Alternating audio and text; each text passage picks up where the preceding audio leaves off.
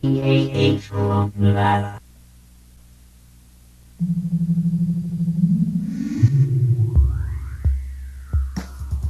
Live from KPAH Radio in Pahrump, Nevada, it's the Cosmic Connection with your host, Cosmo.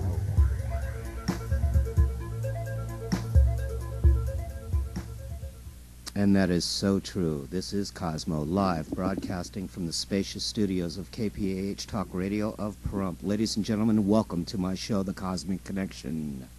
Every Sunday evening at 7 p.m., we will endeavor to bring you interesting guests, talk, and the subject matter of ufology.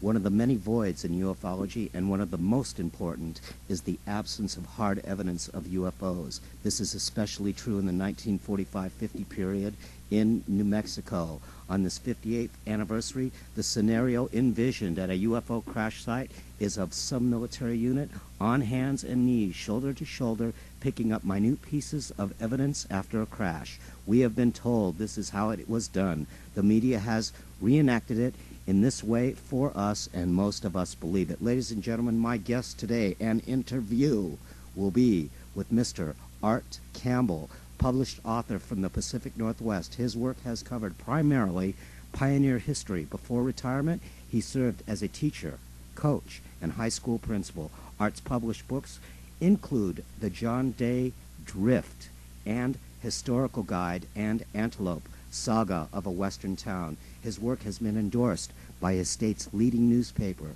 Some of his work has been translated into talking books and Braille. Art's new electronic book, of which we will be covering today, is entitled UFO Crash at San Augustin. Did a UFO crash on the plains of San Augustine in 1947? Well, we're going to find out. My guest, Mr. Art Campbell, is online right here at KPAH Radio. Art, welcome to the Cosmic Connection. Hi, Cosmo. How you guys doing? Wonderful, sir. You're coming in loud and clear from Medford, Oregon. Is that correct? That's correct, yes. Art, it says here in your Bible, in your research, and it sure looks like a Bible, you've been researching UFOs since the late 1950s. Is that correct? That's right, yes. Started about 1957 and went into teaching in 59, and I kind of retired then. Then I came back out in 1989. Well, you've worked with some of the key information people of the last decades. Donald E. Kehoe, forming a Kansas City, Missouri area NICAP group. And for those of you novices out there, NICAP was the National Investigations Committee on Aerial Phenomenon based in Washington, D.C. Art, in 1959, you investigated a contact claim by George Adamski for NICAP, which is covered in a chapter of this new e-book. Tell us about that. Well, George Adamski came to Kansas City on a lecture tour in December of 1958 and gave a lecture, and as he was leaving town, they bought some railroad tickets, and when he came back from the Davenport, which he'd been for a couple of days, he told his secretary, well, you better turn these tickets back in. I didn't need them. I was taken to Davenport by a UFO. Wow. And the guest at the airport that met him said, how did that happen? Well, he said, I was taken off a train in the train yards. And I was taken to Davenport. The guy drove up in a 58 Pontiac, black, and beckoned me and got my luggage from the vestibule, and we drove up to we could see the train from the air and went to Davenport in the UFO. Wow, that's fantastic. We'll get into that later. Let's get to the business at hand, Art. Art, you've put together an e-book we want everybody to be checking out. The Cosmic Connection has a link there at http://tvufo.tripod.com. That is the home of the Cosmic Connection. Art, we've got some 28 countries listen to us all around the world, and it's just getting bigger every day. Let's go in with what happened in 1947, 200 miles west of Roswell, where the plains of San Augustine lie out there in the desert.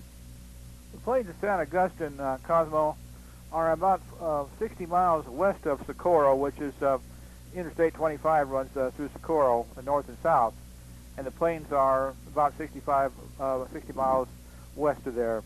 We think the same night that the Roswell craft came down, one came down at the Plains of San Augustin, because it was discovered the next day by a civil engineer who was a surveyor out on the highway, about a mile off the highway, on the Plains of San Augustin off of Highway 12. Right. And he went over to the site and saw a craft that was down, split open, and about 4 bodies. And he was there just a few minutes when some archaeologists came up. And then, about 10 minutes later, 15 minutes later, the Army drove up into a Jeep and a truck and shooed them all out. So that's essentially the discovery story, and it's taken on a life of its own. But Barnett's contribution to the ufology is he was the first civilian to describe aliens. It was 28 years before the Roswell book was published. Yes. He described those to his friends and relatives. Now, Art, in your investigation of the crash at the Plains of San Augustine, did Barney Barnett witness the crash? Did it happen at night, do you believe, or he just came upon it, or what? Well, he thinks it came down the night of July 1 and 2. Oh, I see. Sometime late in the evening of July 1 or maybe early morning of July 2. He came upon it about 10:30 or 11 o'clock the next morning as he was driving down the highway. Saw it glinting in the sun, he said. I see. And he pulled over and investigated, and people started coming out of the woodwork, and there were some people already there, I take it. Well, he was the first one there. All right. And then some showed up a little later. Oh, I see. The archaeologists? Yes. Wonderful. Now, this investigation, sir, that you've done is spanned over 8 years and still ongoing, I imagine. What brought you to the interest of this, and how did you get started in this mass? Just one thing I want to let you know. The e-book is fantastic, ladies and gentlemen. It has photographs, documents, maps. It's just a well-detailed book, and Art, I want to commend you on that. And Thank you. We'll definitely be pushing that through the Cosmic Connection here at KPH Radio. Want to remind everybody that this is a live broadcast today, July 3rd, 2005, broadcasting live from the spacious, air-conditioned, I might add, KPH Talk Radio studios. Art, go ahead and continue. Okay. So Barnett went back and told his boss. The military kind of intimidated him a little bit, said, don't say anything about this, it's your patriotic duty. They shooed the archaeologist off one direction and him off the other. And he'd driven in, I think, on a back road, so he was able to get to his vehicle. And he went back in, and I think at the time the Army was taking a lot of the land over in the White Sands Missile Range area. I saw a lot of material in the paper about the land they were taking. They eventually got 4 million acres, and over 100 ranchers lost their ranches because there was no grazing land. So they were very sensitive about the government coming in taking anything, so I think he and his boss pretty well decided that it's best not to say much, and maybe the government would go away. Of course, we know better now, but at least in those days, yes, it'd be better to cooperate than not cooperate. And so they kind of kept it quiet, but he did tell a few friends and relatives about the event. Yes. The Cosmic Connection has done extensive interviews with Kevin D. Randall and Donald Schmidt and the great Stanton T. Friedman. I've got the book, The Truth About the UFO Crash at Roswell here, the Roswell Incident, Crash at Corona, and the very early, the Roswell Incident by Charles Berletz and William L. Moore. These books give the accounts, as everyone knows, about the crash at Roswell. And the reason why I'm mentioning this book is Barney Barnett is mentioned in these 3 publications. I do believe all 3. I wouldn't hold my thumb to a fire on that one right now. But let's talk about Barney Barnett. What was his background, and was he in the military? Well, he was born in 1892 and went to a college in, I think, high school down in Texas at a place called Bethel. And then he went to Humboldt College in Humboldt, Iowa, for a couple of years, and he was valedictorian of that class, gave the valedictorian address, and I have a copy of it. And then he went to Oakland, California for a technical school to get his engineering degree. And about the time he got out of engineering school, World War I came along. And he joined the Army and was immediately put in position of responsibility at the recruit depot where he was taken into the Army. Yes. And eventually became an officer and served overseas in France and Germany during World War I. So he's quite a creditable individual, had a really good background. So at the time of and his... later on, yes, he was quite an active member of the Rotary Club. And there's not many people out there who could say the people in the Rotary Club are prone to fantasy. They're usually pretty stable, sure, pretty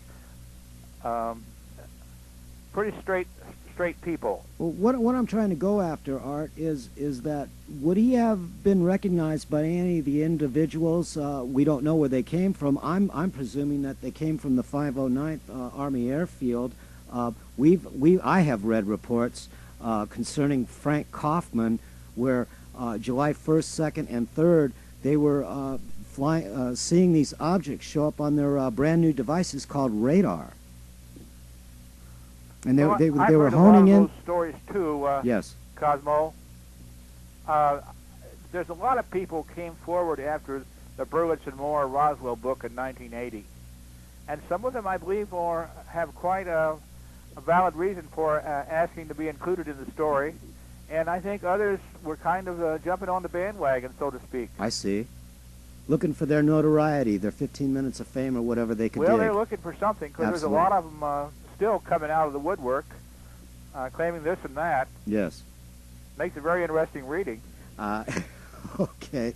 Well, but, sir, you went out and you did the research on what you found. Let's get into the heart of the matter now. Let's go with what happened after Barnett found this information, and the archaeologists and the military all standing around looking at this craft, and these civilians being shooed away. What happens next? Well, after they shoot everybody away, apparently they covered up the craft so it couldn't be seen from the road again.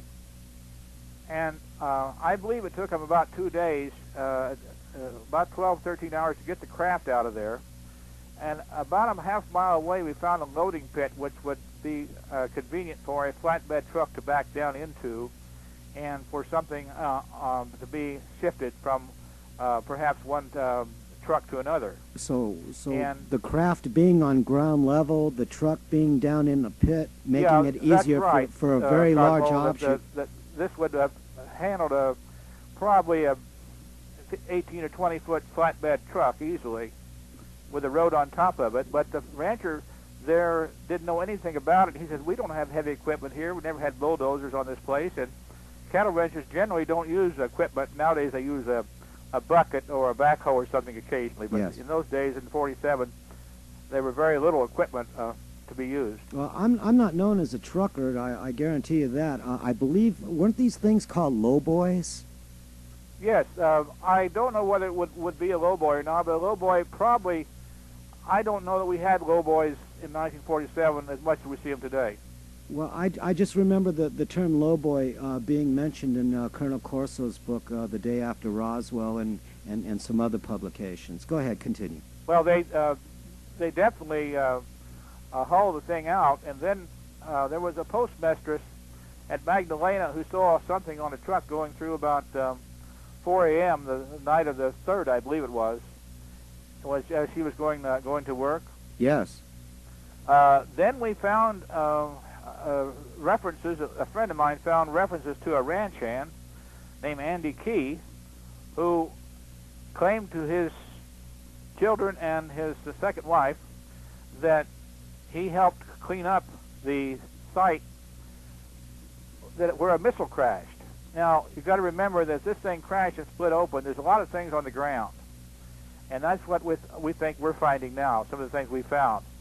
But it's been eroded out over the years. And have you found some items? And we'll get to that, ladies and gentlemen. Right. We want you to stay tuned. We found quite a bit of stuff. I yes, guess we got do. Probably a cigar box full of stuff if you want to put it on a scale or something. Let's go into how you started your research, or did you want to continue with the moving of the objects, so to speak, and people that are involved? I don't know where it went after it left the plane, so I guess we'll have to discontinue that conversation. Sure. but we do know that bodies were groups of bodies. Some were flown back to Wright-Patterson from Houston, I believe, and another group we think were shipped by truck through Fort Riley, Kansas, where one of the well-known UFO people, now he's well-known, Colonel Corso, was a major on duty and saw the bodies in crates there. Yes, I recall that chapter. Yeah, so that's a very interesting thing. Corso came out of the Pentagon and was the first person to come out and talk about the Roswell bodies and what they did with them and the equipment that they found with them. Ladies and gentlemen, you're listening to The Cosmic Connection live on KPH Talk Radio of Pahrump. My guest is Art Bell, the author of the UFO Crash, and that's on the Art Campbell. I'm sorry about that, Mr. Campbell. We've got the UFO Crash in July of 1947, and Mr. Campbell is giving us an outline. Art, this Plains of San Augustin, this is where the very large array radio telescopes are located. People may be familiar with seeing them in the movie Contact with Jodie Foster. Yes, they've been shown in a lot of specials, National Geographic and the History Channel, and they were put up by NASA in 1982. There were 27 dishes, 82 feet in diameter, and each of them weighed 230 tons. And they're situated on about 9 miles of a Y-shaped railroad track. It goes to different directions, so they can run them out on the various parts of the plains to get their signals from wherever they're working. Okay. How did you find this stuff that we're going to be talking about, these artifacts, these fantastic... I've got a color picture here that just for my personal view, people can see all this magnificent work. We've got pieces, we've got shoes, we've got, ladies and gentlemen, we've got something that looks very reminiscent of an artificial heart. We've got I-beams, we've got wafers. Come on, Art, what's going on here? I wish I knew. Once in a while somebody says, yeah, sure, you found all that stuff out there. Yeah, sure. Well, I would like to challenge anybody to go to any place in the West and find what I found. So I know that it's very unique. I found that what looks like an artificial body part the first time I went down there. I was there about 5 days, and I was putting some tape, a red tape, on the edge of the sagebrush. There was a gap in the sagebrush, and I was photographing it. And I looked down, and there was this thing that looked like a pile of chicken fat. Yes. And yeah, it's in there in the book, and readers can see that as well as all kinds of views of it, and even what's inside. Well, you're calling it a large amorphous polyethylene collapsed container with wires and other microscopic material inside. Holy smokes! High-density polyethylene. Well, polyethylene essentially is what Tupperware is made out of. But there's a wrinkle here, Cosmo. Yes. And that is that it's amorphous, which means it would have been a soft material. Very soft material, I think, like very soft latex or something, and only thicker. And the so reasoning, about anywhere from 1/8 of an inch to 3/16 of an inch thick. And the reasoning for it hardening, you surmise, was because of the heat and the long time that it was buried in the sand. Well, it'd been in the hot sand for a long time, and of course it gets down to 20 below out there. Sure. So I was able to find half of it sticking above the sand. And I dug it out, and immediately I knew I had something that was very unusual. And had you not been there at that particular time, as you state in your e-book, stating that the sands rise and lower with the different climates that occur on the plains there, dealing with the rain washing stuff away, and then later with the winds and the sand covering it up.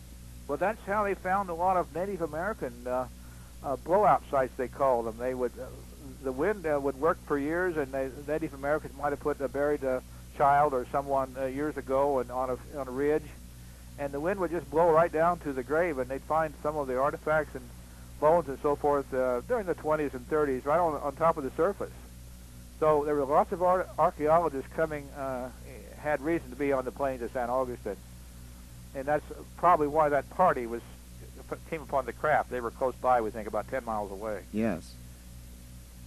Tell us other materials. Let's start with this heart, I guess. You've sent this to agencies around the United States, and you didn't tell them that it had anything to do with UFOs.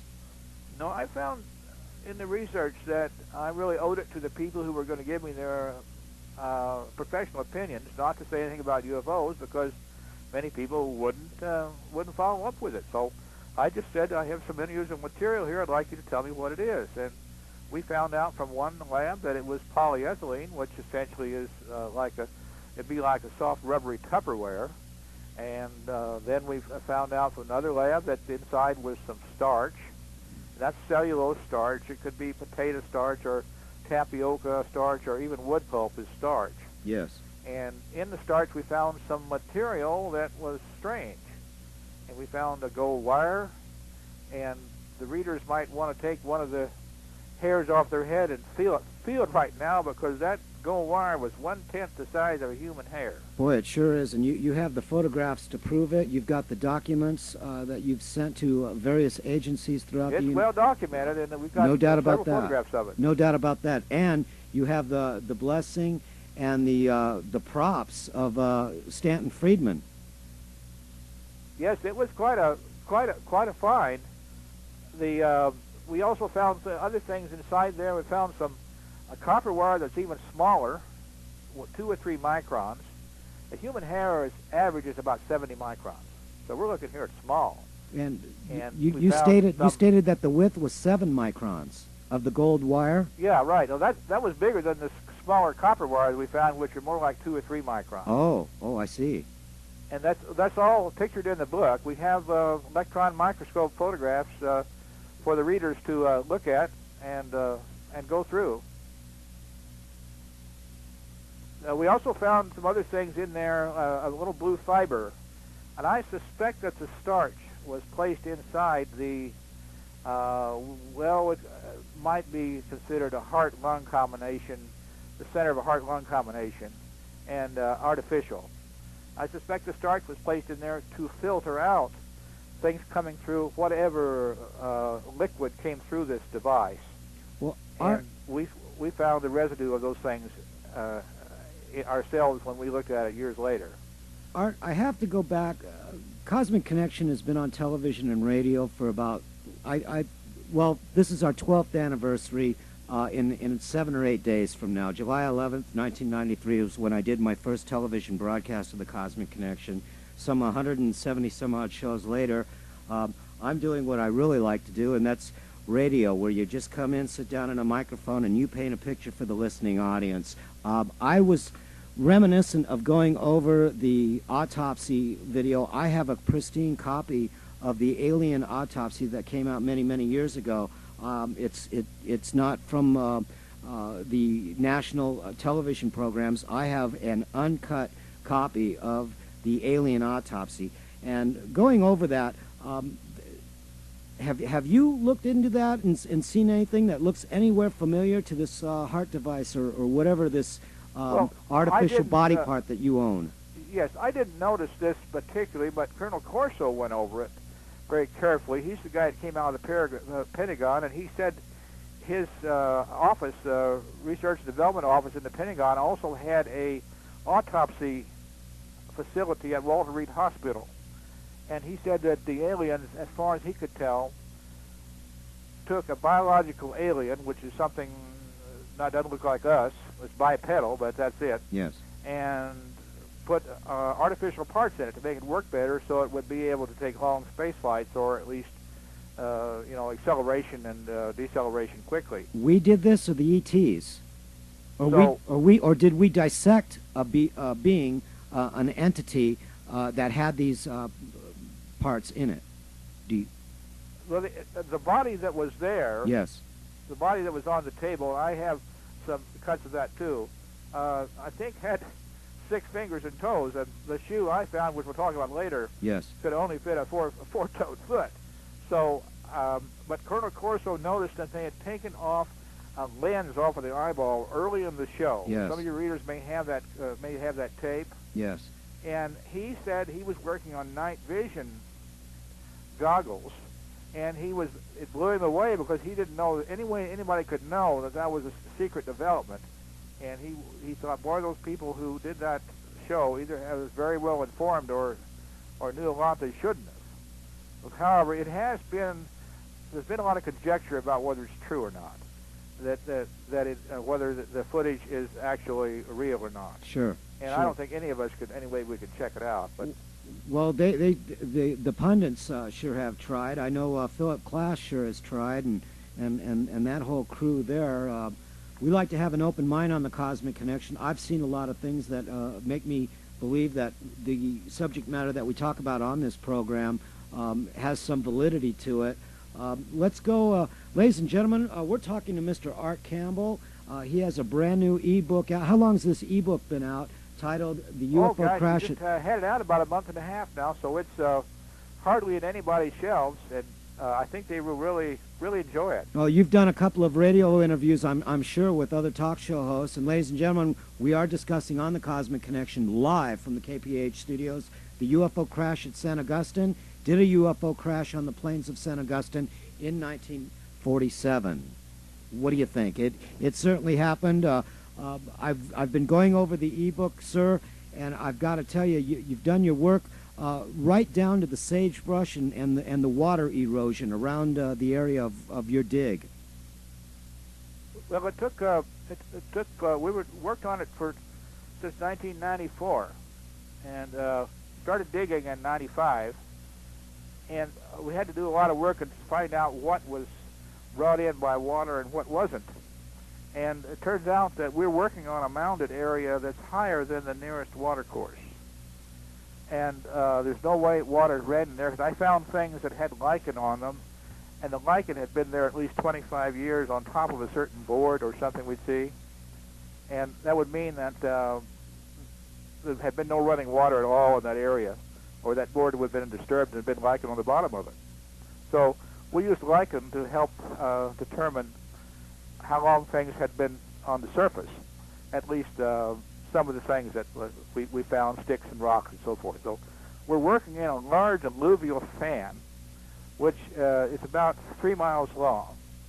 And there's an arroyo running down the center, and about halfway down, it hits a big blockage of sand and sandy loam dirt. Yes. And goes off into 5 different channels. And each time that there's a big flash flood or something, there's a new channel opened up from one of the old ones, and one of the newer ones is closed off, so we have water continually running right, left, center.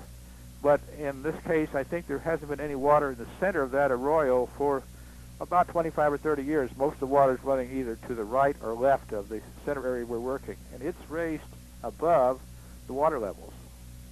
Well, I think what we're going to do, Art, is we're going to notify everybody that, hey, you are listening to Cosmo. We are the Cosmic Connection. We are live on KPAH Radio. That's www.perumpradio.com. We are the only worldwide internet station in Nevada broadcasting to the world. We're going to take a station break, and when we come back, Art, I'd like you to get into the strange metal foil that you found. Okay. You're listening to Talk Radio of Pahrump, listened to by more alien life forms than any other radio station.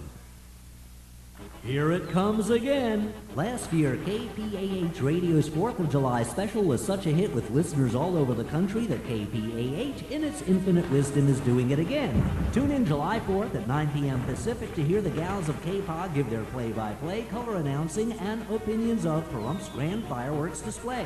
Celebrate 4th of July with KPAH Radio at perumpradio.com and 1700 AM serving downtown Pahrump. Smokey Bear would like to remind everyone that fireworks are not allowed on public lands in Nevada. Recent rains have created grasses in some areas that are 4 feet tall. Combined with the extremely dry conditions in southern Nevada, it would take only a spark to ignite a dangerous wildfire. Adults and youth may be prosecuted for using fireworks on public lands, resulting in a fine of not more than $10,000 and or imprisonment of not more than 1 year. This message is brought to you by your public land agencies in southern Nevada. If you have a public service announcement you'd like us to webcast, email it to us at kpah@perumpradio.com. We'll record it at no cost to you and play it throughout our 24-hour webcast day. That's kpah@perumpradio.com.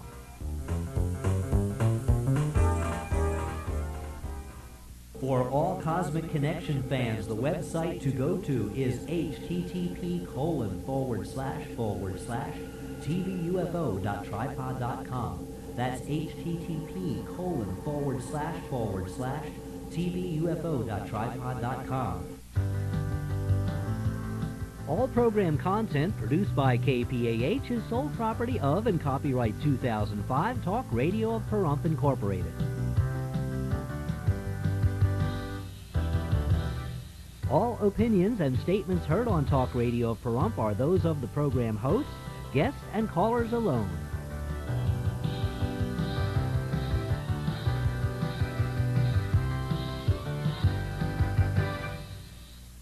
Now in our 5th year of broadcasting on the internet, you're listening to KPAH, Pahrump, Nevada. And you're listening to the Cosmic Connection live, KPAH Radio. This is our new time slot. We're going to be here live every Sunday evening, 7 p.m. Pacific Daylight Time, on your internet broadcasting station. My guest, your host right here, Cosmo, has a guest of Mr. Art Campbell. He is the publisher of the brand new ebook, UFO Crash at San Augustin. Did a UFO crash on the plains of San Augustin, and that's what we're endeavoring to find out right now. Art, are you there, my friend? I certainly am. All right. What I'd like to do is just jump right on this strange metal foil. You've found 7 kinds of aluminum foil, and where have we heard this strange metal foil before but from the crash of Roswell 58 years ago this week? One with a very high silicon content, 6 or 7 other types of foil with high manganese content of 13 to 14%. These foils were not like any known aluminum foil made in the world. What do you make of that, Art? Well, the research was quite extensive because I didn't have a background in metallurgy, and I had to get the resources that were available to a layperson, and I was finally advised to get the registration record series of all aluminum patents, and that would be for aluminum ingot, aluminum foil, other forms of aluminum. And we turned out that there are about 12 or 15 standard kinds of foil used in households and industry, but ours didn't match any of them because the household foil generally is 97% pure, 97 to 99% pure, and ours only reached 95, sometimes 75. We found one that had high manganese and high silicon. And apparently silicon is a strengthener, but it also weakens foil. So we had one piece analyzed by a college down there in Socorro, and they found out that the silicon and manganese were inside the foil, but on the outside edges of the foil there was less of it, which meant they found some way to concentrate those minerals inside the foil to make it do what they wanted to. So we found altogether about 6 different types. Well, what I'd like to know is what kind of scientific tests were conducted, and are the science data listed in your book so the people can read this who have some knowledge of this?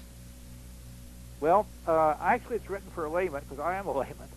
And we used energy dispersive X-ray, electron microprobe devices. Many of the people who did the work could look at the material and tell you from their expertise. And we had some people from the aluminum industry looking at it, and they said, well, where did you get this? And one guy said, this looks to me like it's been scraped off the plant, an aluminum factory floor. I've never seen this kind of material in anything I've looked at. And I must emphasize one more time, Art, we're speaking with Art Campbell, the ebook author of the UFO Crash at San Augustine. Art, you did not tell these people where it came from or what your idea of where it came from or what it was doing in your possession. No, I didn't. I did confide in some of them later, but I found out I got better cooperation and a professional opinion if I just let them think I was doing some metallurgical research, which is what I was doing. Well, I'll say you did. The last 4 days, I've just been enveloping myself into this fantastic ebook. Who discovered the site, and were there any bodies? Well, Barney Barnett, the man I told you about earlier, discovered the site. We think it was the 2nd of July, which is also yesterday would have been the anniversary of this one too. Yes. In 1947, he went home and told his boss, and they decided, I think, to keep it quiet. But he did tell his wife and some other relatives about it, and I've been in contact with 3 of these people who are still alive. Well, we've discussed the foil a little bit. We've discussed the heart. Let's jump right in. Let's go for the shoes.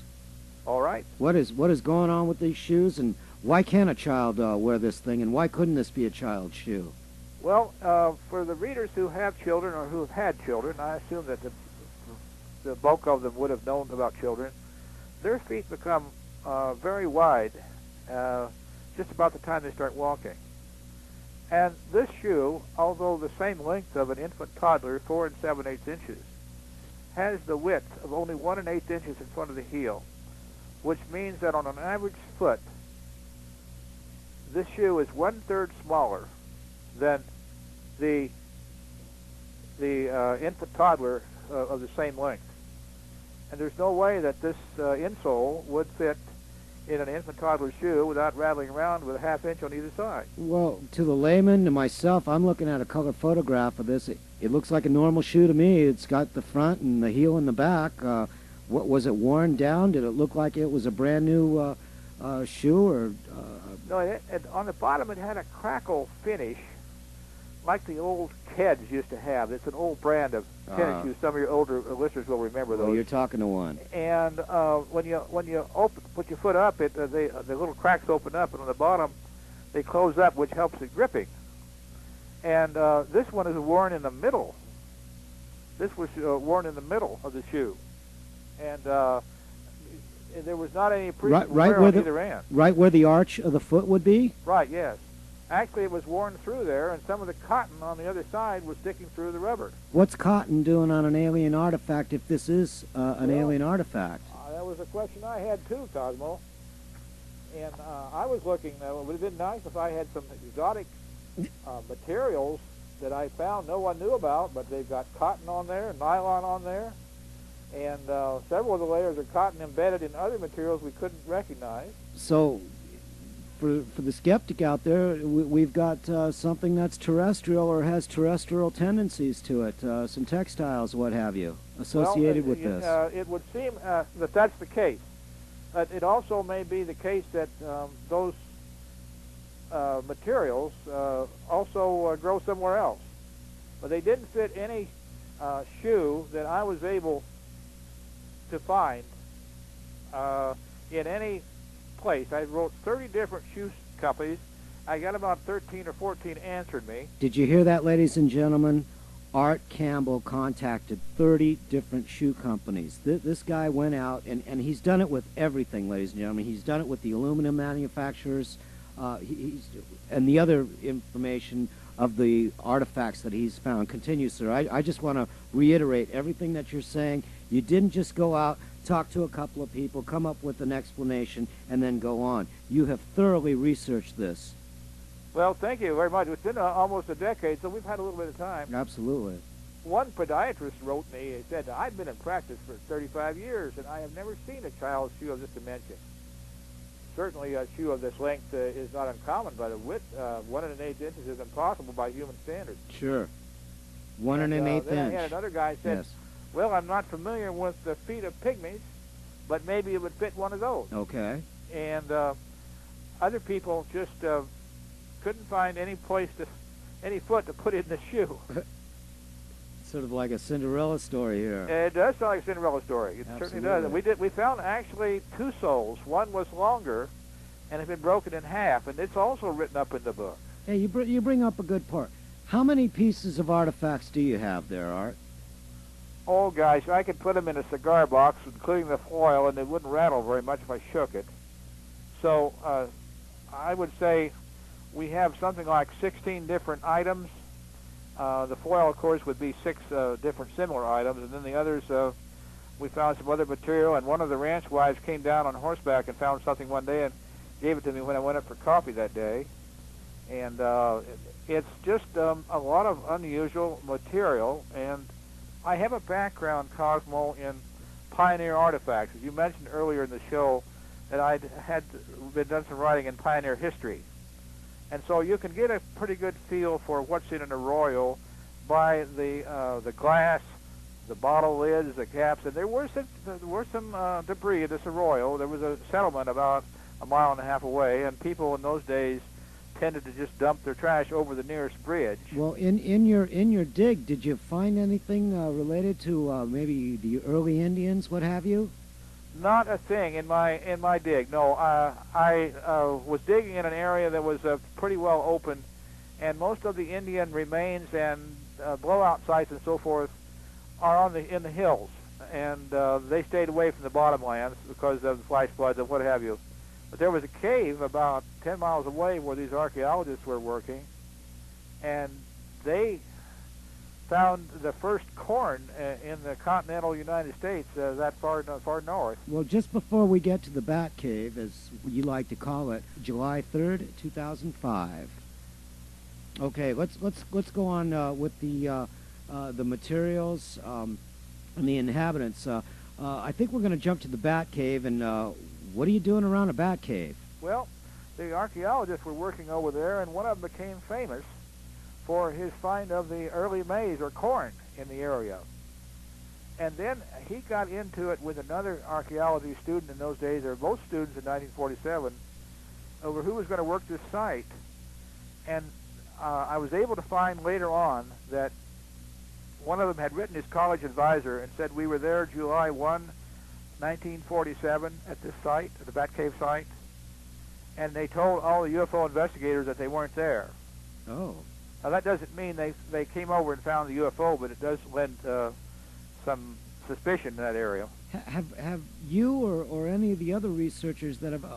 who else has researched the San Augustin crash? There have been other researchers out there looking at various places, but I think they were more concerned with commercialism and trying to prove something was at Roswell or wasn't it Roswell or something, and I just decided to go out and take it on as a project. Well, I had no idea how expensive it'd be. Yeah, that's I'm sure of that. I drive down there. It's 1,300 miles one way. Sure. So I've got a lot of miles on my car. Well, Glad I got it done before the gas went up. Yeah. Hey, there you go. That's a fact. Now this Batcave. I want to know, what is the significance to the crash site? What's this Batcave got to do with anything? Well, we think those archaeologists, we know a group of archaeologists were there on the 1st of July, although they deny it. So that's what you're saying is what brought them to that area, is they were doing research and studying in this a preliminary Batcave. for a dig to be done Sure. in 1948, yes. Sure, great. They called it a stratigraphic survey. They did trenching and did some surveying, locating some points and so forth. Well, another one of the pieces I have an interest in is the wafers. Now, we've heard of this wafers before, and let's tie this in. We've got about 15 minutes left, 14, with the wax I-beams. Let's talk about these. And if, just to bring up something else, we've got some ceramic material, some tape, fiber tape around that wafer. I want you to get into that also. Okay. This is a lot to chew, I know, to throw out at you, but that's what I do sometimes. Let's go. Okay, the wafer. It's about the size of a fig Newton. As a matter of fact, I was having a cup of coffee with a ranch wife, and she says, we want to gnaw on this for a while.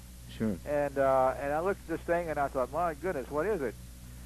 And so we found out that later on that it was made about 95% of charcoal. It had some fibrous tape around the outside, which reminds you of duct tape, old duct tape, Sure. but it has a high zinc content. And you found this wafer.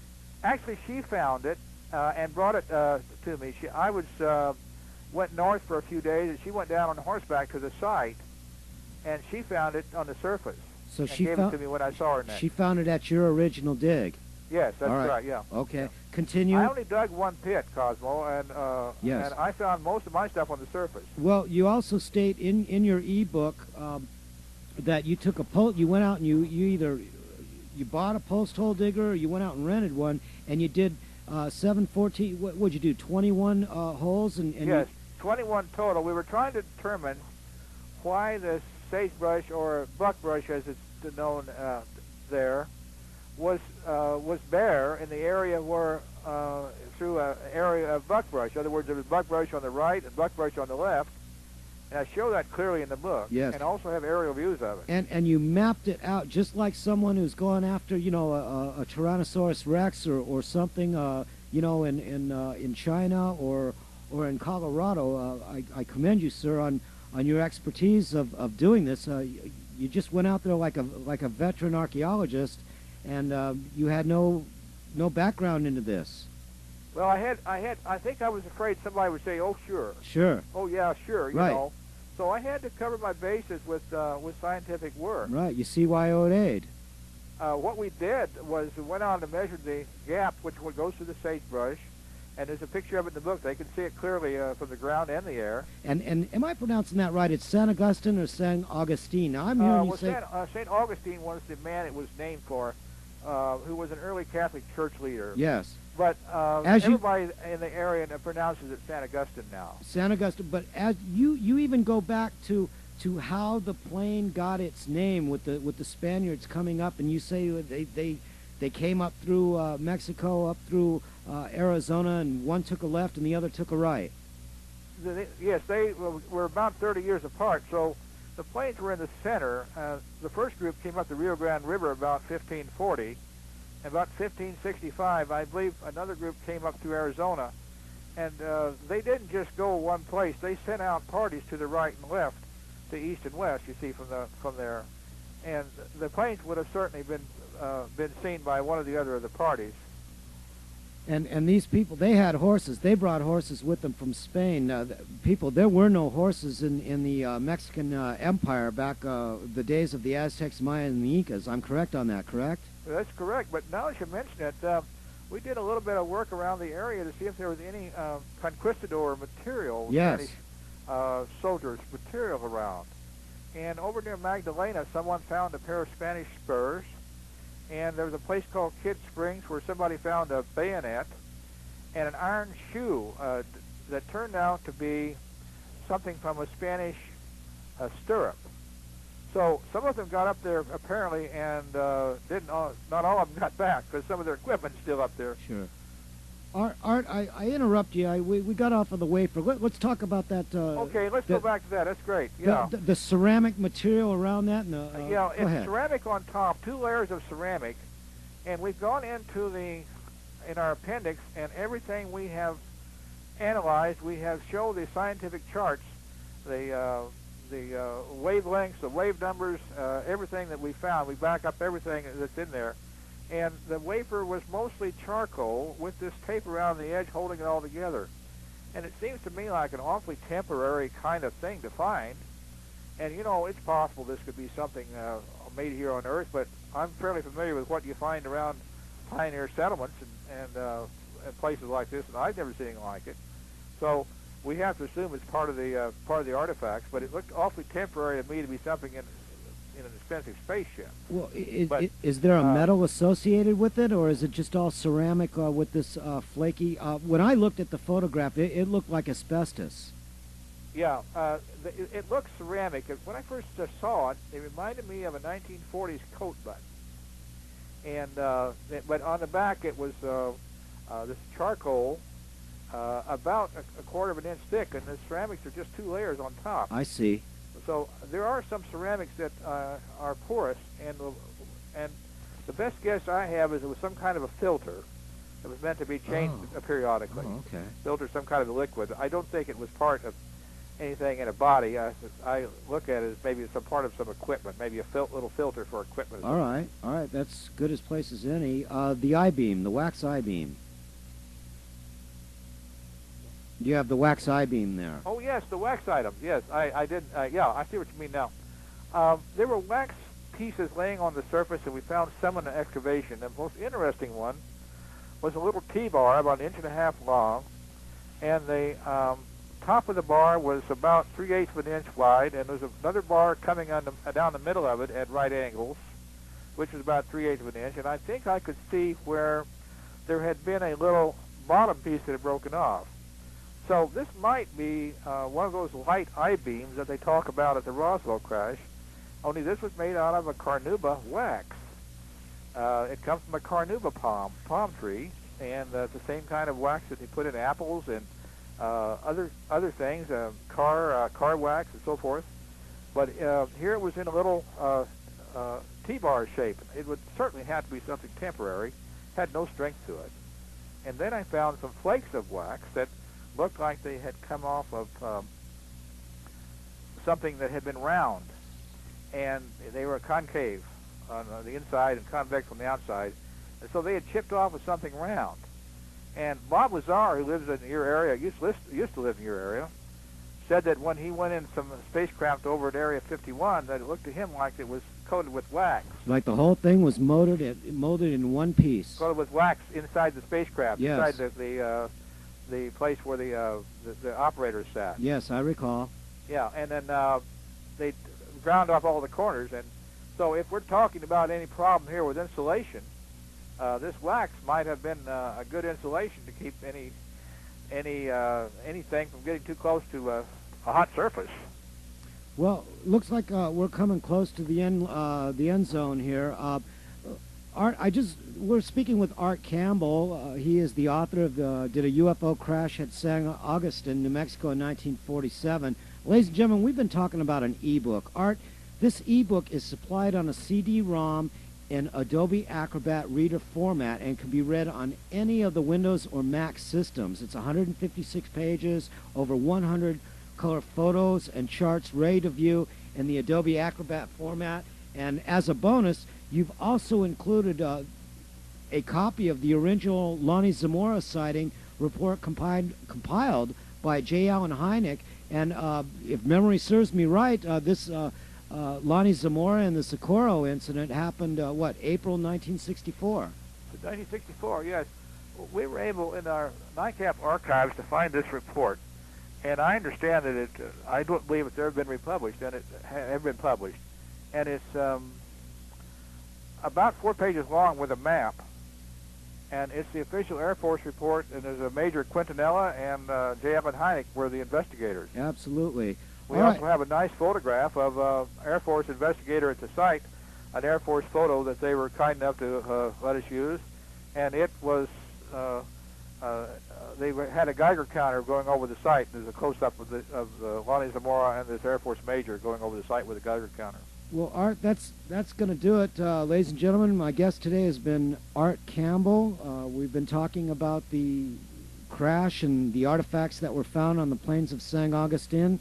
We're going to have you on next week because, ladies and gentlemen, we've barely touched the surface concerning Art Campbell. Ladies and gentlemen, he has worked with tell us some of the notable, the past in people in ufology that I want to go over next week with you. You mean some of the people I've worked with? Yes. Well, I worked with Donald Keyhole. I had a conversation on UFOs with Harry Truman, which lasted about 10 seconds. We're going to go into that. Also, right. And I met some of the early contactees, George Adamski and George Van Tassel, Daniel Fry. He lives in our area here, recently passed away, I believe. And Truman Bethram, he was a paving contractor that claimed he had a sighting down there in the late 50s out when he was staying in a trailer at a paving site. Well, so I worked with a lot of them, but I didn't know them well, and I only met them once or twice. Well, we're going to go into your NICAP experiences next Sunday evening at 7 p.m. on your internet broadcasting station, perumpradio.com. I'd like to thank you for this fascinating hour. We've got a minute left. I'm going to let you go and enjoy that Oregon countryside, and we'll see you next week, okay? It's been a pleasure, Cosmo. Thank you very much. Art Campbell, ladies and gentlemen. Let's hear about it. Yeah.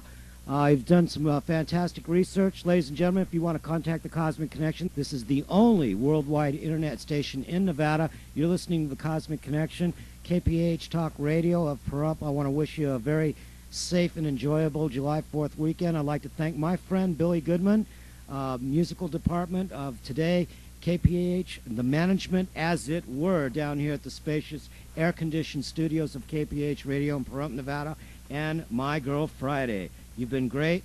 I thank you very much for helping me and assisting me with the notes and what have you today. Ladies and gentlemen, I am your host, Cosmo, And if you want to contact us, we gave you that information. From what I understand, this is going to repeat many times. We are out of here. Thank you. You've been listening to The Cosmic Connection with your host, Cosmo, live from KPAH, Pahrump, Nevada.